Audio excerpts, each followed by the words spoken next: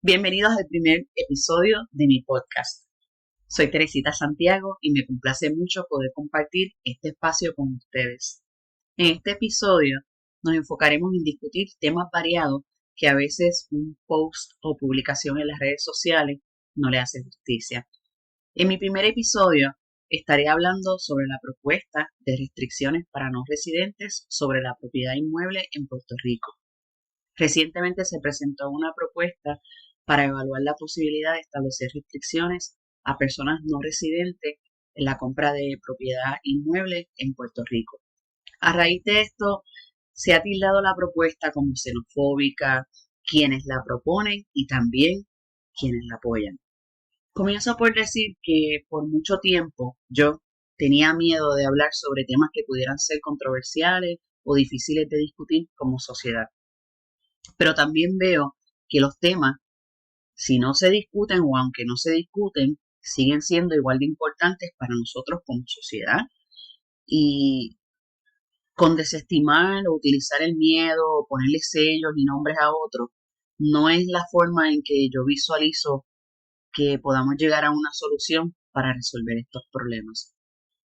A veces, sin querer, uno puede proponer ideas nuevas y cuando está llevando el mensaje subestima que eso le puede causar a otras personas miedo, inseguridad y hasta incertidumbre. Y hay que ser consciente de que cuando se experimentan todas esas cosas, especialmente el miedo, uno lleva mensajes y transmite también ese miedo a otras personas. En mi humilde opinión, pienso que en vez de transmitir esos miedos, debemos fomentar el pensamiento propio de cada persona, dar las herramientas para que otros puedan llegar a sus propias conclusiones. Ese es mi compromiso con usted hoy, poner la semillita y que usted se encargue del resto. Yo no soy dueña de la verdad y no pretendo saberlo todo. Mi intención es hablar de estos temas que pienso que son importantes, discutir soluciones y dar pasos para hacer que esta tierra que nosotros llamamos hogar sea un mejor lugar para nosotros, para nuestros hijos y para las futuras generaciones que vienen. Que en el camino a esa búsqueda de la verdad me voy a equivocar, probablemente sí. Que voy a aprender, seguro que yes. Así que vamos y gracias por sintonizar. Como primer tema, vamos a estar discutiendo la propuesta al diálogo sobre restricciones a no residentes y ofrecer una respuesta que le debo al colega Luis Daniel Rivera y los planteamientos que hizo en sus últimas publicaciones sobre las regulaciones de inmuebles a no residentes en Puerto Rico. El primer intento que traté de hacer para responder se convirtió en un video sumamente largo que decidí dividir en varias partes más cortas, ¿verdad? Pues para que pueda ser más fácil de escuchar. Voy a comenzar por repetir algunos de los planteamientos del compañero Luis Daniel que expresó en sus videos. Son casi 30 eh, anotaciones que tomé de los que más me llamaron la atención. No los voy a leer todos en el podcast de hoy, los voy a dividir a través de segundas y terceras partes que voy a hacer de este podcast y entonces poder contestarle puntualmente cada uno de esos planteamientos. Algunos de los comentarios y planteamientos de Luis Daniel son los siguientes. He estado viendo una repentina xenofobia y un repentino ataque a lo que ha estado ocurriendo en Puerto Rico, que es la compra por parte de norteamericanos en Puerto Rico. El grupo independentista se ha expresado de poner cierta restricción.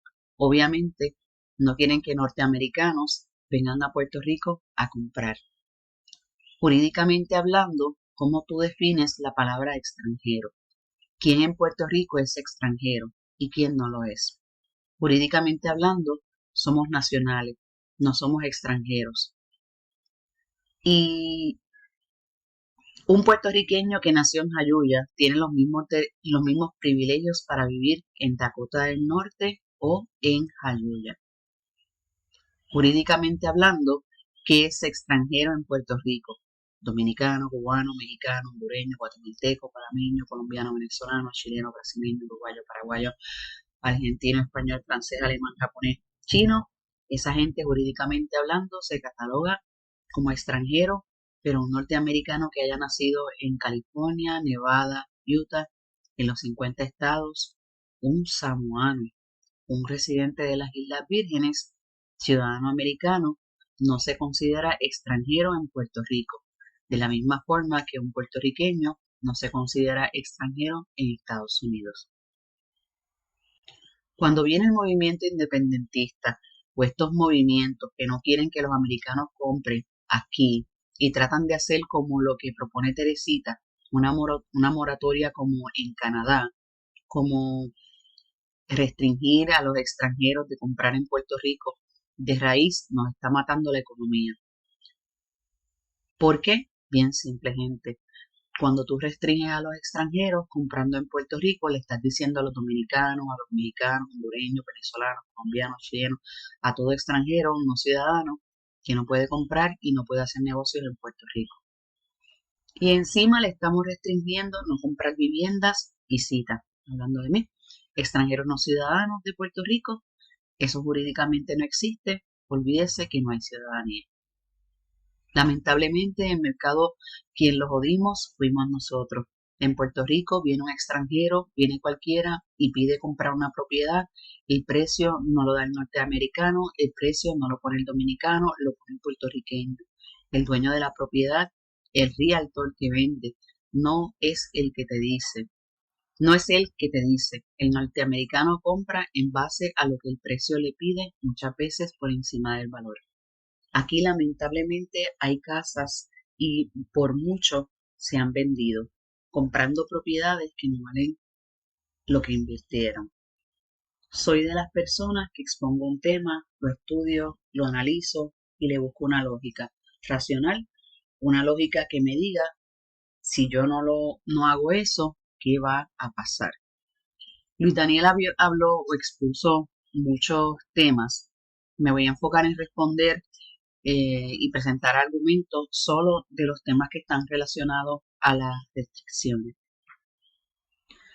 Respecto al tema de la xenofobia, y por el primer tema que quiero comenzar, quisiera aclarar que yo cometí un grave error al referirme a extranjeros y ciudadanos de Puerto Rico cuando en realidad lo que quería decir era residentes de Puerto Rico.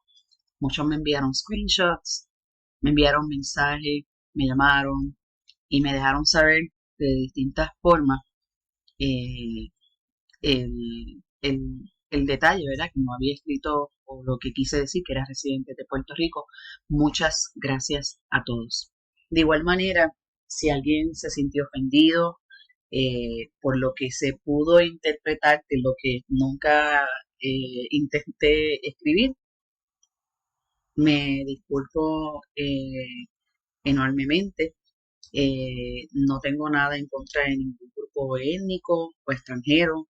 A mí me encanta ver extranjeros y no residentes en Puerto Rico aquí. Vamos a establecer lo que, en mi opinión, es un residente de Puerto Rico para poder continuar con el podcast. Un residente, para mí, para Teresita Santiago, es una persona que vive en la isla de Puerto Rico de manera permanente o semipermanente y que se identifica culturalmente con la sociedad y la comunidad de la isla. A eso le voy a añadir que ese residente coge hoyos en las carreteras con demasiada frecuencia y que tiene que transitar por luces que no funcionan mucho más frecuente de lo que quisiera. El que se puede relacionar con eso, ¿verdad? Ha transitado por ahí lo suficiente para ver cuál es, cuál es el estado, ¿verdad? De las carreteras y los semáforos. Alguien que se siente arraigado a la isla y que se considera parte integral de la comunidad puertorriqueña. La pertenencia eh, puede ser de varios factores, como es el idioma, la cultura, la geografía, la política de la isla. Y no es que se identifique con todo, pero puede identificarse con uno o varios de estos grupos.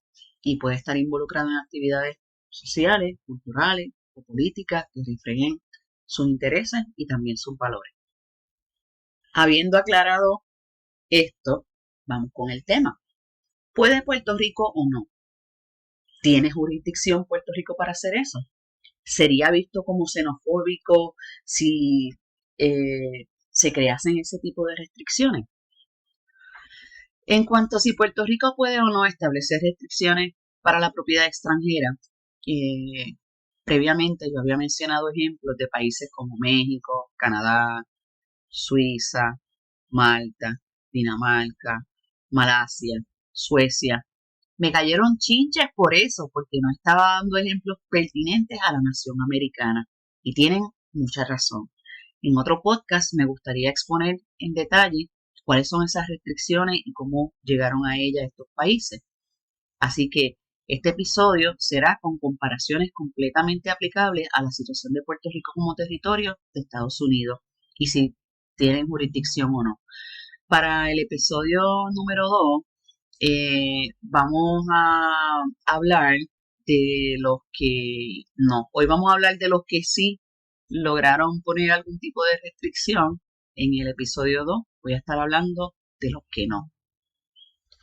Así que gracias por escuchar.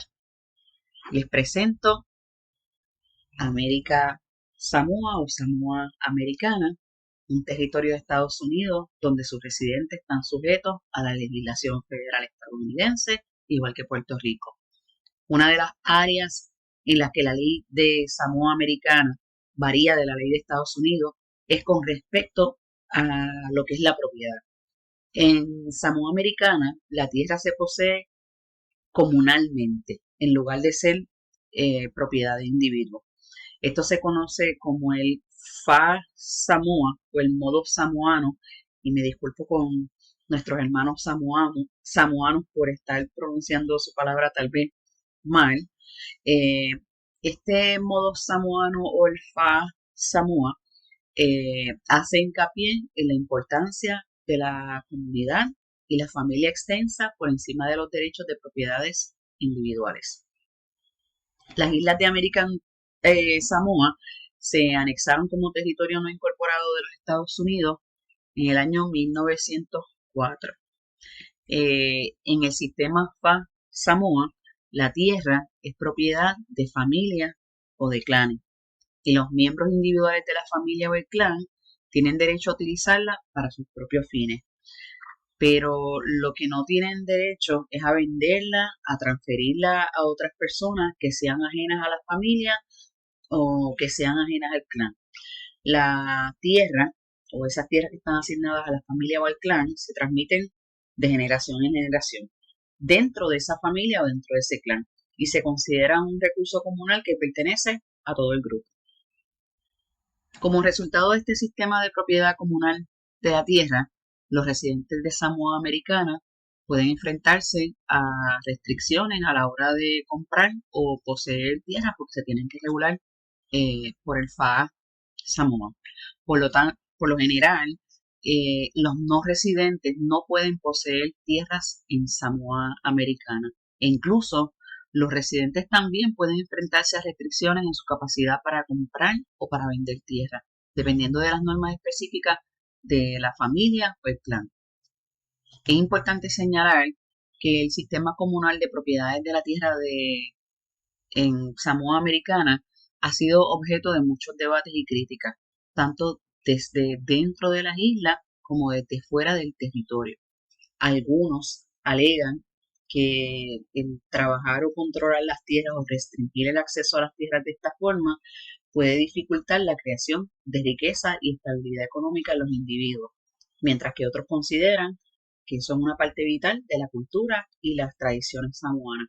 Y tengo que decir que nosotros, por ejemplo, y otros lugares en Estados Unidos que no tienen esas restricciones de tierra, tampoco tienen o se les hace difícil la creación de riqueza y la estabilidad económica. Así que tenemos los dos extremos y en ninguno como quiera, ¿verdad? Aunque hay muchos otros factores, pero tampoco logran esa creación de riqueza y estabilidad económica. Continuamos con las Islas Marianas. Como saben, son un grupo de islas del Océano Pacífico Occidental que están divididas en dos jurisdicciones. Una es el Commonwealth de las Islas Marianas del Norte y la otra es el territorio de Guam. Voy a comenzar con el territorio de Guam y lo que ellos llaman el Alien Land Holding Act y el Land Trust. Esas son leyes específicas para la propiedad. Guam, como ustedes, si les suena el nombre familiar, porque Guam también es un territorio de los Estados Unidos y sus residentes están sujetos, igual que nosotros, a la legislación federal estadounidense. Los no residentes también pueden estar sujetos a esas leyes y normativas federales estadounidenses que rigen la adquisición de bienes inmuebles por parte de personas extranjeras. Ellos tienen la ley de impuestos sobre inversiones extranjeras de bienes inmuebles y también tienen el Comité de Inversiones Extranjeras en Estados Unidos.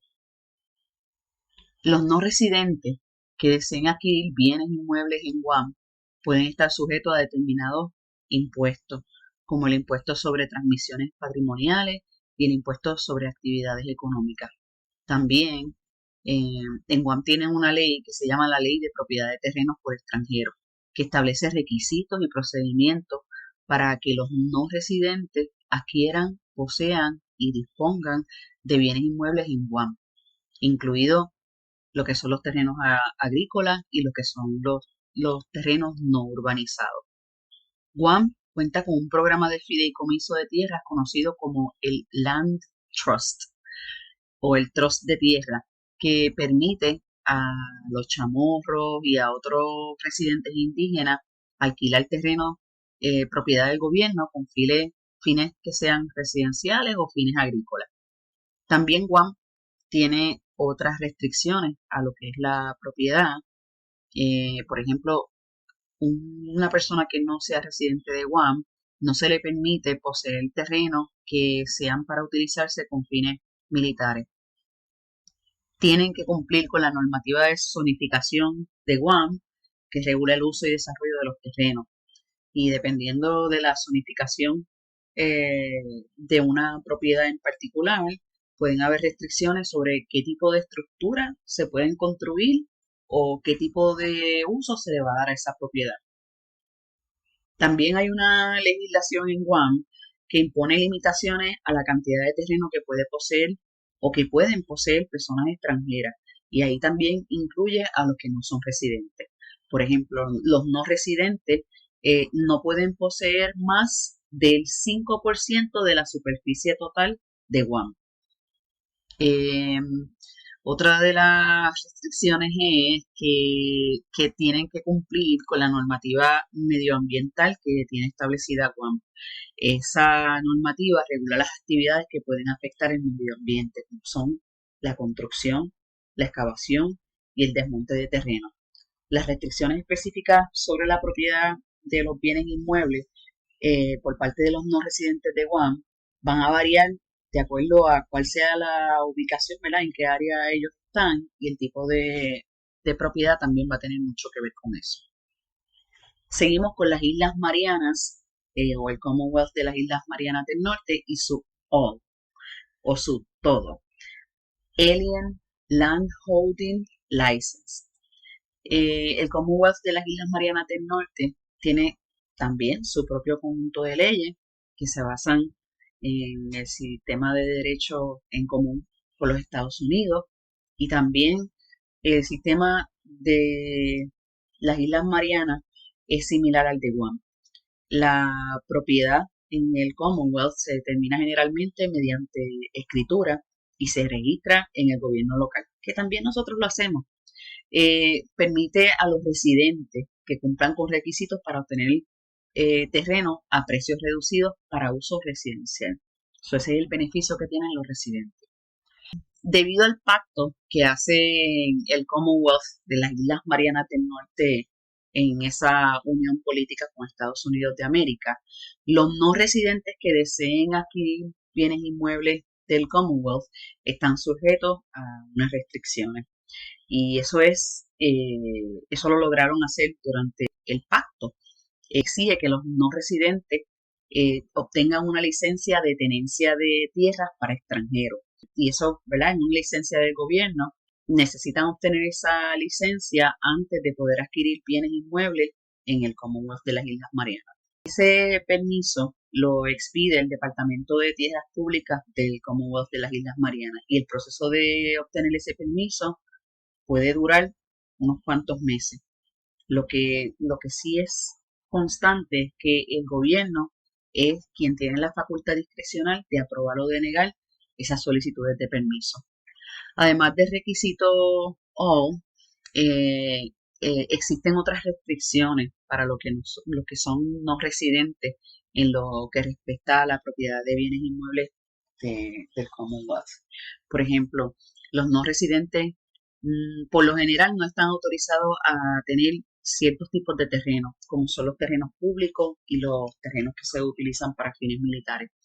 Por lo general, los no residentes no pueden ser propietarios de determinados tipos de empresas, como son las empresas que están dedicadas a la pesca o a las actividades marítimas.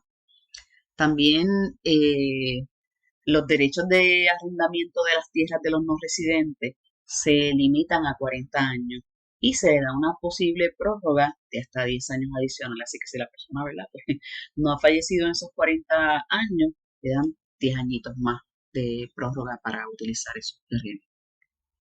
Y también hay una legislación en el Commonwealth que impone unas limitaciones en la cantidad de terreno que pueden ser propiedad de personas extranjeras, incluyendo a los que no son residentes.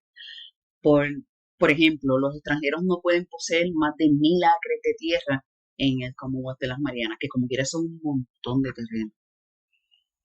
Cabe señalar que las restricciones específicas a la propiedad de bienes por no residentes en el Commonwealth de las Islas Marianas va a variar de acuerdo a dónde esté ubicado y el tipo de propiedad que sea. Así que ya con esto les acabo de presentar un escenario de las islas que son territorios de Estados Unidos y que tienen restricciones. Ya terminamos con las Islas Marianas, ahora vamos con el mainland y sus estados. Para los que puedan pensar que las restricciones son exclusivas de estas islas o territorios, pues vamos a observar también que hay estados dentro del vasto territorio americano que también tienen restricciones. Quiero hacer una nota que Estados Unidos es enorme y tiene más tierras que personas, y que las tierras que no les interesan, las tierras que no han desarrollado, las pueden vender a precio de pescado bombado porque ya tienen las tierras buenas. Es bien fácil repartirse tierras que no son tuyas o de las que te apropiaste, pero eso es un tema para otro podcast. Y tengo que hacer la redundancia, yo no tengo nada en contra de los norteamericanos, simplemente son realidades históricas que están ahí. Vamos a los estados. ¿Será el tema de las restricciones una realidad para los estados? Veamos. En Estados Unidos no existen leyes federales que restrinjan la propiedad de bienes inmuebles en función de la residencia. Sin embargo, algunos estados y localidades pueden tener restricciones o normativas en vigor. Vamos a comenzar por Dakota del Norte, que nos mencionaron en los comentarios. Hagan una pausa para pedirles que si les gusta mi video, le den like y se suscriban a mi canal. Actualmente estoy celebrando que tengo 11 suscriptores, así que muchas gracias a todos. Regresamos al video. Los no residentes no pueden poseer tierras agrícolas, pero hay algunas excepciones para los familiares de los residentes. Así que si Juan de los Palotes de Jayuya, como el ejemplo que me dieron en el video de Luis, si Juan de los Palotes de Jayuya se va para Dakota del Norte, sí puede ir, ser residente, vivir allá, no tiene ninguna restricción, pero si Juan de los Palotes quiere comprar un terreno de agricultura en Dakota del Norte, la contestación va a ser no, a menos de que tenga familia en Dakota del Norte y le den un permiso especial. Sin embargo, si Juan de los Palotes quiere tener un terreno agrícola en Jayuya, lo puede hacer sin ninguna restricción. Así que cuando estamos hablando de diferencia, con los ejemplos que me dieron Samoa, me dieron Dakota del Norte, ahí está mi respuesta. Vamos a movernos para el estado de Iowa, que también prohíbe a los no residentes poseer tierras agrícolas, salvo en determinadas condiciones, ¿verdad? Según el estado lo considere y lo apruebe. Vamos a Maine, que es el más que tiene restricciones, también interesantes. Los no residentes no pueden poseer más de 10 acres de tierra sin un permiso especial. Eso es Maine. También Maine tiene restricciones sobre las propiedades frente al mar, que solo pueden ser adquiridas por residentes de Maine. Y si te haces residente, tienes que haber sido residente de Maine durante 10 años antes de poder comprar una propiedad frente al mar. Maine también tiene una ley que limita la cantidad de tierra que los no residentes pueden poseer en determinadas zonas. Nos vamos con Oregón. En Oregón hay ciertos tipos de terreno, como son los terrenos agrícolas, pero ellos también incluyen lo que son los terrenos forestales, que solo pueden ser adquiridos por residentes en el estado o por quienes tengan intenciones de convertirse en residentes de Oregón. Nos vamos para Vermont. Vermont tiene restricciones en la compra de terrenos agrícolas, que solo pueden ser adquiridos por residentes de Vermont o por aquellos que hayan sido residentes durante al menos 10 años. Y concluimos estos ejemplos con Nebraska. En general, los no residentes no pueden poseer tierras agrícolas, pero tampoco pueden poseer ranchos. ¿Usted llamaría a estas iniciativas de territorio o estados xenofóbicos? ¿Tenemos o no tenemos jurisdicción para establecer restricciones? En el próximo episodio estaré hablando de los estados de la nación americana que no tienen restricciones para los no residentes en la compra de propiedades y cuáles son las realidades, ¿verdad?, de las cosas que viven. Muchas gracias por escuchar este episodio y por explorar con nosotros esta fascinante temática. Esperamos que hayan disfrutado del contenido y que le haya brindado nuevas perspectivas, ideas. Al final del día, recordemos que siempre hay algo que podemos aprender de los demás y que el conocimiento y la reflexión nos ayudan a crecer como personas. Así que sigue explorando, sigue aprendiendo y sobre todo sigue reflexionando sobre el mundo que te rodea. Nos vemos en el próximo episodio.